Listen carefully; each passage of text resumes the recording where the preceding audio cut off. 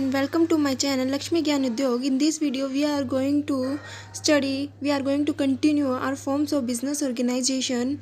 In the previous video we have studied about sole proprietorship, joint Hindu family and the partnership. But now in this video we are going to start with a new topic, that is cooperative society.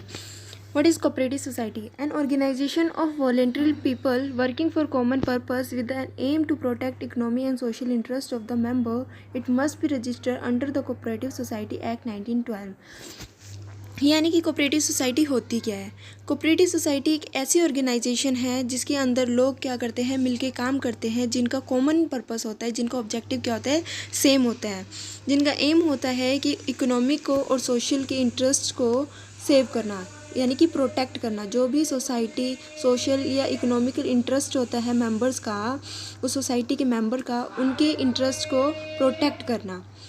और जो registration होता है cooperative society को किस तरीके से register किया जाता है? कोऑपरेटिव सोसाइटी को रजिस्टर किया जाता है under the act 1912, cooperative society act 1912। उसके बाद जानते हैं कि कोऑपरेटिव सोसाइटी के क्या फीचर्स होते हैं। Voluntary membership, any individual respective of caste, gender, religion with common interest is free to join or leave a cooperative society as when he or she desire.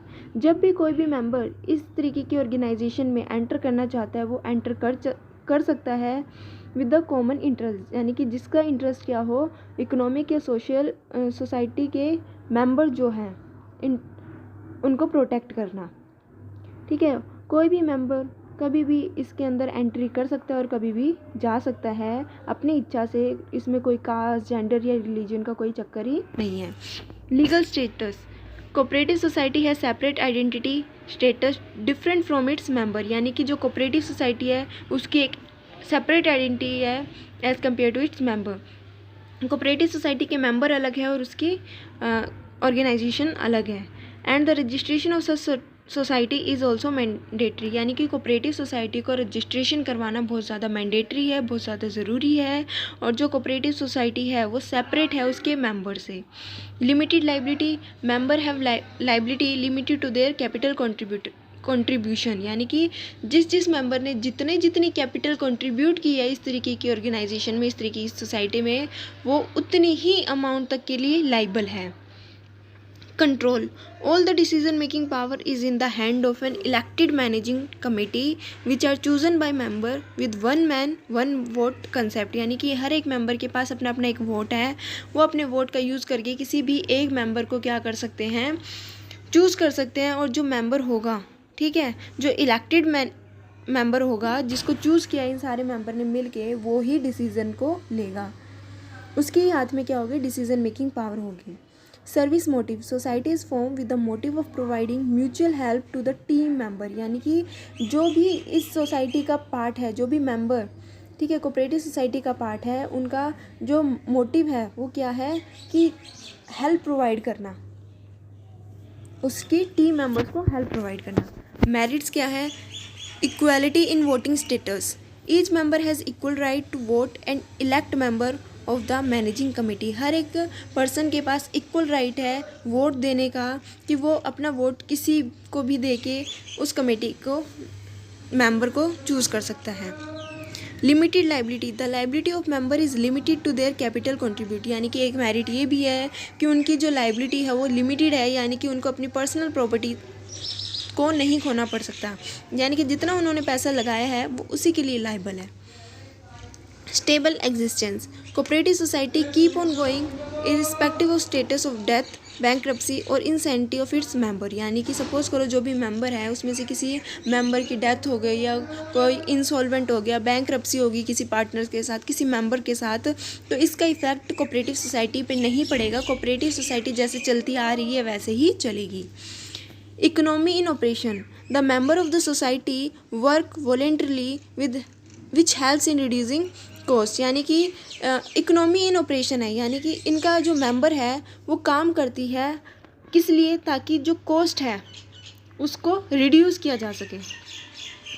Cost अगर कम होगी तो जो cell है, जो प्राइस है किसी भी प्रोडक्ट की, वो भी कम होगी, ठीक है, जिसको इजीली लोग परचेज करेंगे। इकोनॉमिक इन ऑपरेशन है।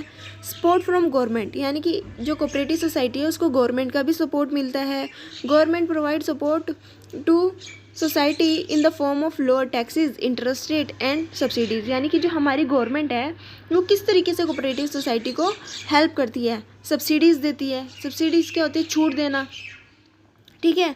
लोअर टैक्सेस, उनको कहती है कि आप कम टैक्स दे देना। इंटरेस्ट रेट क्या है? यानी कि जब भी ये कोऑपरेटिव सोसाइटी बैंक वगैरह से लोन लेती है तो इनको कम रेट ऑफ इंटरेस्ट पे इनको लोन मिल जाता है। तो ये भी एक बेनिफिट है कि इंटरेस्ट कम देना पड़ेगा इनको।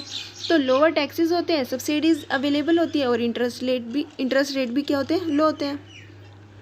ईज ऑफ फॉर्मेशन, यानी कि इसका एक ये मेरिट भी है कि हम इसको ईजिली फॉर्म कर सकते हैं, किसी भी लीगल फॉर्मेलिटीज़ की ज़रूरत नहीं होती हमें कोऑपरेटिव सोसाइटी को फॉर्म करने के लिए। उसके बाद आते हैं limitation. Limited resources, capital contributed by the member is the only source of finance, यानी कि यहाँ पे पैसा कहाँ से आता है? जो भी मेंबर इस कोऑपरेटिव सोसाइटी में पैसा लगाते हैं वहीं से इस तरीके की सोसाइटी की फंडिंग होती है। Low dividend also discourage member for the provision of finance to the society, यानी कि जब इस सोसाइटी के मेंबर्स को डिविडेंड लो मिलता है तो वो क्या होते हैं? एक तरीके से डिस्करेज होते हैं। ये इसकी बहुत बड़ी लिमिटेशन है, क्योंकि यहाँ पे सोर्स कहाँ से आता है? मेंबर जो भी पैसा कंट्रीब्यूट करते हैं वही सोर्स होता है यहाँ पे। और जब उस सोसाइटी के मेंबर्स को डिविडेंड कम मिलता है तो वो डिस्करेज हो जाते हैं। इनएफिशिएंसी इन मैनेजमेंट में एफिशिएंसी नहीं है, क्योंकि जो मेंबर काम करते हैं, member working on voluntary basis में lack necessary expertise skills leading to inefficiency in operation and management, क्योंकि यहाँ पे जो मेंबर है वो अपनी मर्जी से आ सकते हैं, अपनी मर्जी से जा सकते हैं। तो हो सकता है कि इन लोगों के अंदर, इन मेंबर्स में क्या एक्सपर्टाइज कम हो, स्किल्स कम हो, इनएफिशिएंसी इन ऑपरेशन हो। ये भी एक बहुत बड़ी लिमिटेशन है कोऑपरेटिव सोसाइटी की। लैक ऑफ सिक्रेसी यानी कि different to maintain secrecy as member disclose all the information related to work to the society in the meeting, यानी कि जब भी इस तरीके की मीटिंग होती है एक कोऑपरेटिव सोसाइटी की तो इसके मेंबर क्या करते हैं? जो भी इंफॉर्मेशन है वो डिस्क्लोज कर देते हैं, बता देते हैं। तो यहाँ पे कोई भी सीक्रेट मेंटेन नहीं रह पाता। ये एक बहुत बड़ी लिमिटेशन है। Government control, society need to follow rules and regulation as stated by the government and submit audited financial report to the society, यानी कि इसमें क्या होता है? कुछ गवर्नमेंट के रूल्स या रेगुलेशन होते हैं जिनको मानना पड़ता है कोऑपरेटिव सोसाइटी को, और जो भी कोऑपरेटिव सोसाइटी की फाइनेंशियल रिपोर्ट होती है, ठीक है, फाइनेंशियल पोजीशन जो भी होती है वो गवर्नमेंट को, सोसाइटी को देनी पड़ती है। However such government intervention affect the freedom of the work for such society, यानी कि जो गवर्नमेंट इंटरवेंशन कर रही है, अपने रूल्स या रेगुलेशन बना रही है, उस रूल्स या रेगुलेशन को इन तरीके की सोसाइटी को फॉलो करना पड़ता है, तो इसका इफेक्ट उनकी फ्रीडम पे भी आता है। तो अपनी मर्जी से ना करके उन रूल्स और रेगुलेशन को फॉलो कर रहे हैं, तो ये एक बहुत बड़ी लिमिटेशंस है कोऑपरेटिव सोसाइटी के लिए। Difference of opinion as a result of individual interest over the welfare में lead to conflict among its members, यानी कि क्या होता है? सोसाइटी के जो कोऑपरेटिव सोसाइटी है उसमें डिफरेंट मेंबर्स हैं, डिफरेंट मेंबर्स के डिफरेंट इंटरेस्ट है, ठीक है। हर एक मेंबर जो है अपने इंटरेस्ट के लिए काम कर रहा है, ठीक है। तो इसमें क्या होता है? डिफरेंट ओपिनियन होने की वजह से यहाँ पे कॉन्फ्लिक्ट्स के चांसेस बहुत ज़्यादा रहते हैं। ये भी एक बहुत बड़ी लिमिटेशन है कोऑपरेटिव सोसाइटी की। उसके बाद हम जानते हैं कि कोऑपरेटिव सोसाइटी कितने तरीके की होती है। Types of cooperative society.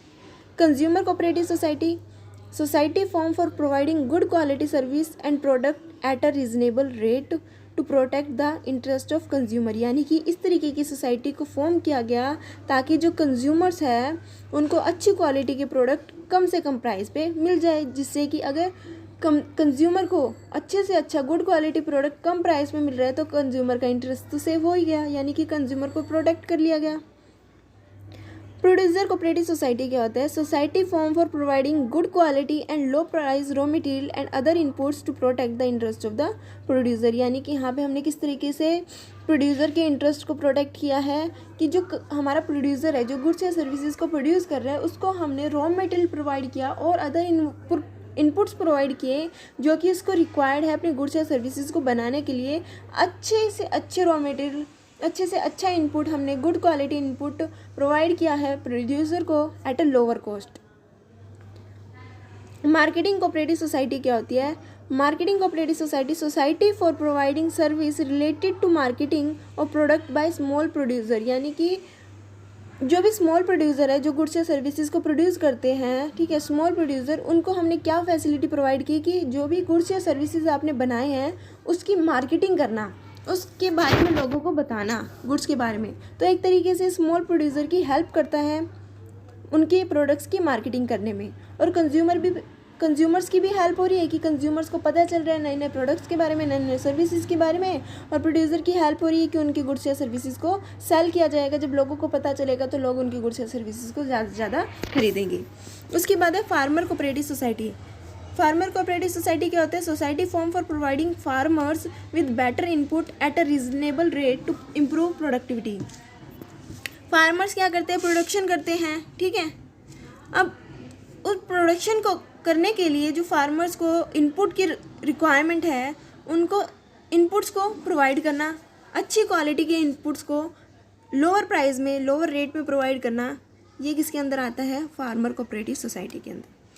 उसके बाद है credit cooperative society. Society establish to provide financial assistance to its member at very reasonable term, यानी कि क्रेडिट देना, जब भी किसी भी प्रोड्यूसर को, किसी भी मेंबर को किसकी रिक्वायरमेंट है? फाइनेंस की रिक्वायरमेंट है, तो फाइनेंस से रिलेटेड हेल्प करती है इस तरीके की सोसाइटी।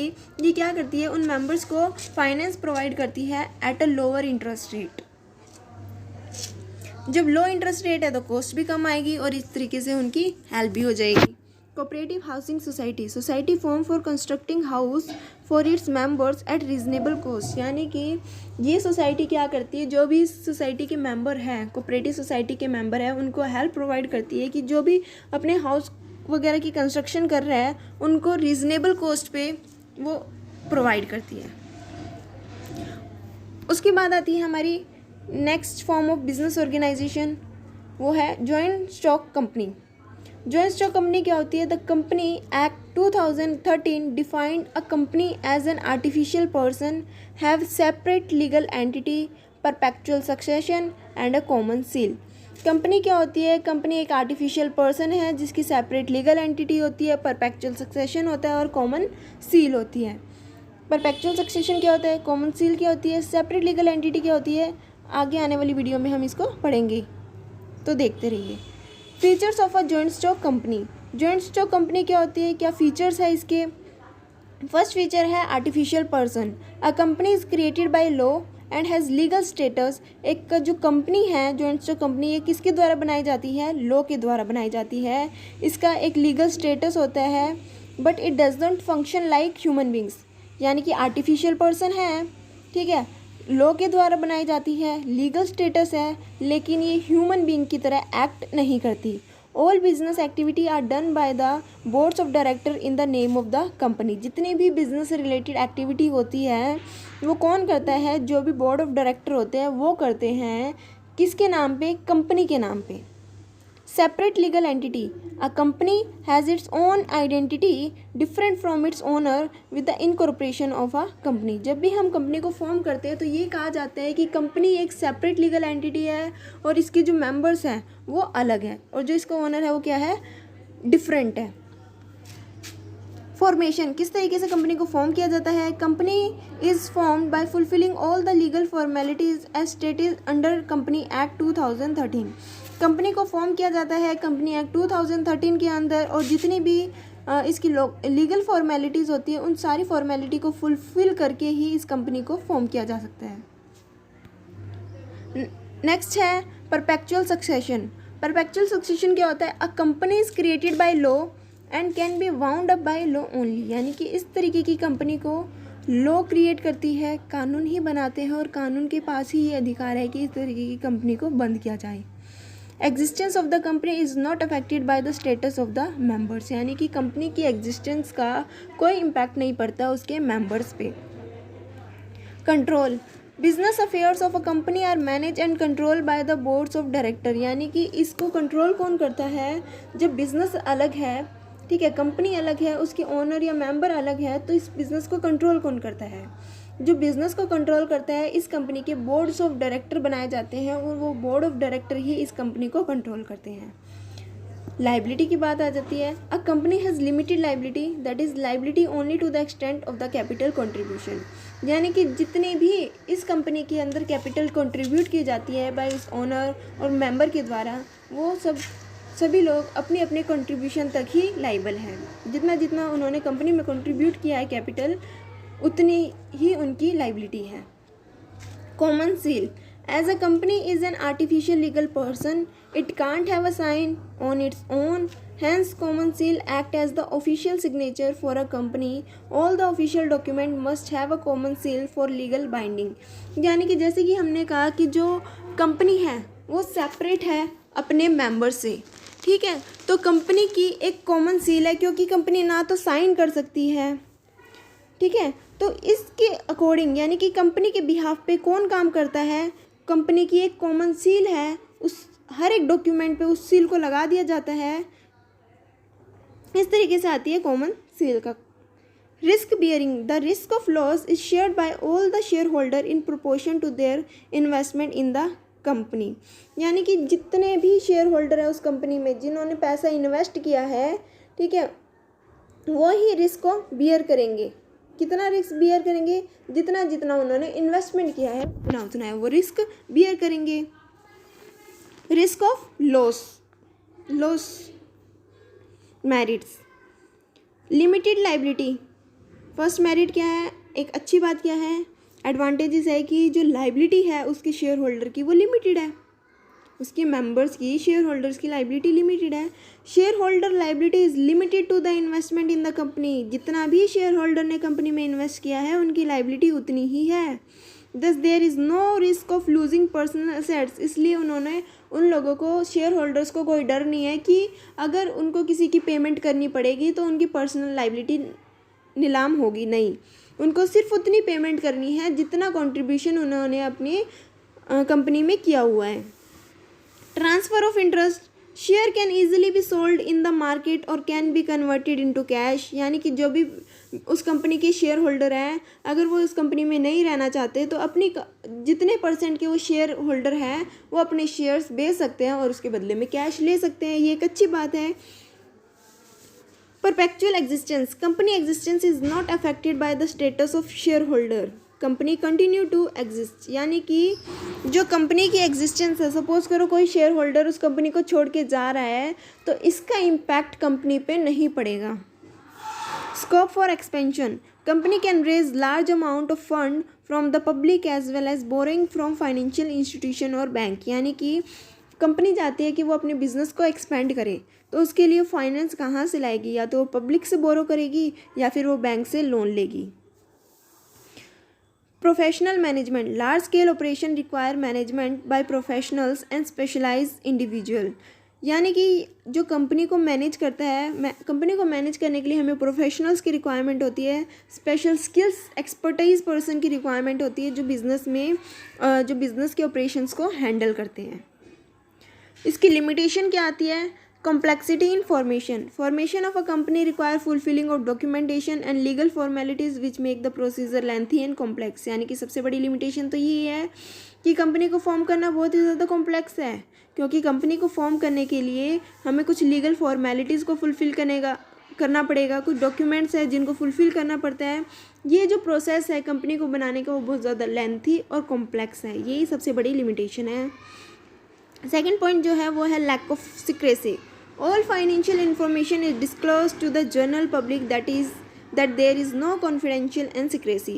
सेकंड जो लिमिटेशन है उसकी यही है कि जितने भी फाइनेंशियल इंफॉर्मेशन होती है कंपनी की, वो सारी की सारी इंफॉर्मेशन जो है हम जनरल पब्लिक को देते हैं, इसलिए कोई भी कॉन्फिडेंशियल या कोई भी सिक्रेसी मेंटेन नहीं रहती इस बिज़नेस में। तो सेकंड है लैक ऑफ सिक्रेसी। थर्ड है impersonal work environment, business affair are manage by professional not owner, यानी कि जो बिज़नेस में जितने भी काम होते हैं वो प्रोफेशनल पीपल करते हैं, इसलिए कोई भी सिक्रेसी मेंटेन नहीं रहती। It lack personal contact with employees and customer, यानी कि जो भी हमारे कंपनी के एम्प्लॉयज़ है, कस्टमर है, उनसे जो कॉन्टैक्ट है वो बहुत ही ज़्यादा कम रहता है, क्योंकि हर एक काम जो है कंपनी में वो एक प्रोफेशनल या स्किल पर्सन करता है। इसलिए इसकी बहुत बड़ी लिमिटेशन है कि इम्पर्सनल वर्क इन्वायरमेंट, जो ओनर है वो खुद काम नहीं करता बल्कि जो पर्सनल प्रोफेशनल होते हैं वो काम करते हैं। Numerous regulation, a company involve various rules and regulation which reduce freedom to work and involve a lot of money, time and efforts. यानी कि कंपनी को चलाने के लिए बहुत सारे हमें रूल्स या रेगुलेशन को फॉलो करना पड़ता है, जिसकी वजह से कंपनी में जो फ्रीडम है वो भी कम हो जाती है और ज़्यादा से ज़्यादा मनी, टाइम और एफर्ट्स भी लगाना पड़ता है। Fourth point, delay in decision making. Decision making need to follow a set of hierarchy which may cause delay in taking decision and action. यानी कि यहाँ पे एक सबसे बड़ी लिमिटेशन ये भी है कि डिसीज़न जो भी लिया जाता है उसमें डिले हो जाता है, क्योंकि डिसीज़न हम डायरेक्टली नहीं ले सकते, एक हायरार्की होती है, एक स्टेप बाय स्टेप हमें कुछ स्टेप फॉलो करके ही डिसीज़न को लिया जा सकता है। Oligarchic management, shareholder have very little control over the running of business. यानी कि जो शेयर होल्डर है उनका बहुत ही ज़्यादा कम कंट्रोल होता है बिज़नेस को चलाने में, रन करने में, क्योंकि बिज़नेस को जितने भी वर्क होता है वो एक स्पेसिफिक प्रोफेशन करता है, इसलिए शेयर होल्डर का बहुत ही ज़्यादा कम कंट्रोल होता है बिज़नेस को रन करने में। क्योंकि जो डायरेक्टर है वो सारे के सारे डिसीजन लेते हैं। Thus the director take all the decision which may at time get influence by their personal interest. यानी कि जो डायरेक्टर है वो डिसीज़न लेते हैं तो कभी कभी क्या होता है वो अपने पर्सनल इंटरेस्ट को भी बीच में ले आते हैं, जिसकी वजह से क्या होता है डिसीज़न में प्रॉब्लम आ सकती है, क्योंकि वो अपने पर्सनल इंटरेस्ट को भी ध्यान में रखते हैं। Conflict in interest, conflict in interest क्या होता है? It is difficult for management to satisfy everyone as there are too many stake holder with diverse interest. यानी कि इंटरेस्ट में कॉन्फ्लिक्ट आ जाता है, क्योंकि एक कंपनी में बहुत सारे शेयर होल्डर होते हैं और हर एक शेयर होल्डर का अपना डिफरेंट क्या है, इंटरेस्ट है। कंपनी कितने तरीके की होती है? First private company and second is public company. Private company क्या होती है? A company must have minimum 2 और मैक्सिमम 200 मेंबर। प्राइवेट कंपनी में कम से कम 2 और ज़्यादा से ज़्यादा 200 मेंबर्स होते हैं। Right to transfer share is restricted, यानी कि हमने कहा था जो प्राइवेट कंपनी है, जो शेयर होल्डर है इस कंपनी के, वो अपने शेयर्स को सेल नहीं कर सकते, किसी और को ट्रांसफ़र नहीं कर सकते। Funds can't be generated from the general public. यहाँ पे जो फंड्स की रिक्वायरमेंट होती है इस तरीके की कंपनी में, वो हम जनरल पब्लिक से रेज नहीं करते। Use private limited after the company name, जो भी कंपनी का नाम होगा उस कंपनी के नाम के पीछे आपको ये लिखना होगा कि प्राइवेट लिमिटेड। उसकी बात आती है पब्लिक कंपनी के अंदर मिनिमम 7 मेंबर होते हैं with no limit on maximum members, यानी कि मैक्सिमम मेंबर पे लिमिट नहीं है। फ्री टू ट्रांसफ़र शेयर, यानी कि पब्लिक कंपनी के जो शेयर होल्डर है वो अपने शेयर्स को ट्रांसफ़र कर सकते हैं, अपने शेयर होल्डर को सेल कर सकते हैं। Issue shares to the general public, यानी कि जब भी पब्लिक कंपनी को फंड्स की रिक्वायरमेंट होती है तो वो जनरल पब्लिक से फंड्स को रेज कर सकती है। Use public limited after the company name, यानी कि पब्लिक कंपनी के नाम के पीछे लिखा होता है public limited. Choice of form of business organisation, अब हमें ये चूज़ करना है कि हमें किस तरीके की बिजनेस ऑर्गेनाइजेशन को करना है, उसकी को किस तरीके से चूज़ करेंगे। Cost and ease in setting up the organisation, it is easy to start sole proprietorship with minimum cost and legal requirement, whereas formation of a company is a complex task with lengthy legal procedure। यानी कि अगर हम बात करें cost के basis पे और easiness के बेसिस पे, तो जो सोल प्रोप्राइटरशिप है उसमें हमें मिनिमम कॉस्ट इन्वेस्ट करनी पड़ती है और लीगल रिक्वायरमेंट की भी ज़्यादा ज़रूरत नहीं होती। लेकिन अगर हम बात करें कंपनी को फॉर्म करने की, तो कंपनी का जो फॉर्म करना है वो एक बहुत ही लेंथी प्रोसीजर है, इसमें बहुत सारे लीगल प्रोसीजर को भी फॉलो करना पड़ता है और बहुत सारी कॉस्ट भी इन्वॉल्व होती है। But partnership has the advantages of less legal requirement with low cost. लेकिन अगर हम पार्टनरशिप की बात करें तो पार्टनरशिप की एक एडवांटेजेस ये है कि हमें लीगल रिक्वायरमेंट बहुत कम करनी पड़ती है और इसमें कॉस्ट भी बहुत ज़्यादा कम आती है। सेकेंड पॉइंट है लाइबिलिटी की बात करें तो in sole proprietorship and partnership the liability of owner or partner is unlimited, but in cooperative society and company member have limited liability। अगर हम liability के बेसिस पे बिजनेस को चूज़ करें तो liability, अगर हम सोल प्रोप्राइटरशिप और पार्टनरशिप की बात करें तो पार्टनरशिप और सोल प्रोप्राइटरशिप में जो liability है पार्टनर्स की या ओनर की वो अनलिमिटेड है। बट हम चाहते हैं कि हम लिमिटेड लाइबिलिटी को लेना चाहते हैं तो हम कोऑपरेटिव सोसाइटी या कंपनी को भी ज्वाइन कर सकते हैं, क्योंकि कोऑपरेटिव सोसाइटी या कंपनी में जो मेंबर्स हैं उनकी लायबिलिटी लिमिटेड होती है। हम चॉइस कर रहे हैं form of business on the basis of continuity. तो in sole proprietorship and partnership continuity is affected by death and insolvency of the owner. यानी कि अगर सोल प्रोप्राइटरशिप और पार्टनरशिप की बात करें तो यहाँ पे किसी पर्सन की या ओनर की डेथ होती है या इंसॉल्वेंस होता है तो यहाँ पे ये क्या होती है, बंद हो जाती है, कॉन्टिन्यूटी पे अफेक्ट पड़ता है। ठीक है, बिजनेस को हो सकता है कि एंड करना पड़े। लेकिन अगर हम बात करें कोऑपरेटिव सोसाइटी, कंपनी या हिंदू अनडिवाइडेड फैमिली की, तो ये परपेचुअल एग्जिस्टेंस होती है। यानी कि इनके अगर मेंबर्स को कुछ हो जाता है, इंसॉल्वेंट हो जाते हैं, डेथ हो जाती है, तो इनका इम्पैक्ट इनके बिजनेस पे नहीं पड़ेगा, वो कंटिन्यू चलता ही रहेगा। उसके बाद management ability. In sole proprietorship it is difficult that the owner may have expertise in all function, but in other form of business division of work is possible which leads to better decision making. यानी कि अगर हम management ability के basis पे business को choose कर रहे हैं तो सोल प्रोप्राइटरशिप में एक ही ओनर होता है, तो उसके पास इतने एक्सपर्ट नहीं होते कि वही पर्सन हर एक काम में, हर एक फंक्शन में एक्सपर्ट हो। लेकिन बट अगर हम अदर फॉर्म ऑफ बिजनेस की बात करें, पार्टनरशिप की बात करें, जॉइंट हिंदू फैमिली की बात करें, कंपनी की बात करें, जॉइंट स्टॉक कंपनी की बात करें या कोऑपरेटिव सोसाइटी की बात करें, तो यहाँ पे बहुत सारे मेंबर्स होते हैं, बहुत सारे लोग होते हैं, जिसकी वजह से कोई ना कोई पर्सन किसी ना किसी चीज़ में एक्सपर्ट है। तो यहाँ पे हमें एक्सपर्ट एबिलिटी को एक्सपर्टाइज मिल सकती है। लेकिन सोल प्रोप्राइटरशिप अगर हम करना चाहें सोल प्रोप्राइटी, तो उसमें क्या होता है कि एक ओनर होता है, तो ज़रूरी नहीं कि वो ओनर हर एक फंक्शन में एक्सपर्ट हो। नेक्स्ट है capital consideration. In case of large scale of operation company form is more suitable, but in case of small scale of operation partnership और sole proprietorship can be chosen. यानी कि capital consideration कि कितना capital हम invest करना चाह रहे हैं, उसके बेसिस पे लार्ज स्केल ऑफ ऑपरेशन, अगर लार्ज स्केल पे काम करना है तो कंपनी खोलना एक अच्छा ऑप्शन है। बट अगर हम चाहते हैं कि स्मॉल स्केल पे काम करें तो स्मॉल स्केल पे आप पार्टनरशिप को चूज़ कर सकते हो या फिर सोल प्रोप्राइटरशिप को चूज़ कर सकते हो। डिग्री ऑफ कंट्रोल की बात करते हैं।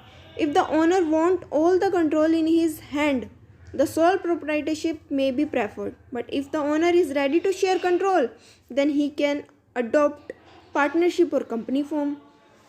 डिग्री ऑफ कंट्रोल यानी कि बिजनेस में किसका कितना कंट्रोल है। अगर एक ओनर चाहता है कि जो मैं बिज़नेस करूं उसमें मेरा ही कंट्रोल रहे, मैं किसी और को कंट्रोल नहीं दे सकता, तो वो सोल प्रोप्राइटरशिप का बिज़नेस कर सकता है। लेकिन वो चाहता है कि मुझे अपने बिज़नेस में कंट्रोल शेयर करने में कोई प्रॉब्लम नहीं है, तो वो पार्टनरशिप कर सकता है या कंपनी को फॉर्म कर सकता है। नेचर ऑफ बिजनेस, अब ये भी डिपेंड करता है कि आप बिज़नेस किस तरीके का कर रहे हो। For trading and service soul proprietorship and partnership form can be chosen. यानी कि आप ट्रेडिंग कर रहे हो या सर्विसेज प्रोवाइड कर रहे हो तो आप सोल प्रोप्राइटरशिप या पार्टनरशिप का बिजनेस भी ओपन कर सकते हो। For manufacturing a company form of organisation can be adopted. यानी कि अगर मैन्युफैक्चरिंग का काम करना चाहते हो तो कंपनी फॉर्म कर सकते हो। So thanks my dear friends, इस वीडियो में हमने पूरा चैप्टर कंप्लीट कर लिया है। हमने इस चैप्टर में पढ़ा कि फॉर्म ऑफ बिजनेस ऑर्गेनाइजेशन होते क्या है। हमने देखा कि जो फॉर्म ऑफ बिजनेस ऑर्गेनाइजेशन होते हैं वो 5 टाइप्स के होते हैं: sole proprietorship, joint Hindu family, partnership, cooperative society and joint company. ठीक है, इनके मेरिट्स, डीमेरिट्स, लिमिटेशन, फीचर, इनको किस तरीके से फॉर्म किया जाए, क्या पार्टनरशिप डीड क्या होती है, रजिस्ट्रेशन प्रोसेस क्या होता है और किस तरीके से हम चूज़ कर सकते हैं form of business organisation. Form of business organisation को किस तरीके से चूज़ करें on the basis of cost and ease in setting up of the business. यानी कि कॉस्ट के बेसिस पे हम बिज़नेस को सेलेक्ट कर सकते हैं। ठीक है, लाइबिलिटी के बेसिस पे सेलेक्ट कर सकते हैं, कॉन्टीन्यूटी के बेसिस पे सेलेक्ट कर सकते हैं, मैनेजमेंट एबिलिटी क्या है, capital consideration, degree of control, nature of business. यानी कि इस चैप्टर में ये चैप्टर हमने कंप्लीट कर दिया है। अगर आपको किसी भी टॉपिक में किसी भी तरीके का कोई डाउट है तो आप कमेंट ज़रूर करें। और thanks for watching. Next video लेके आएंगे नेक्स्ट चैप्टर के साथ। तब तक के लिए stay healthy, stay blessed. Thanks my dear friend.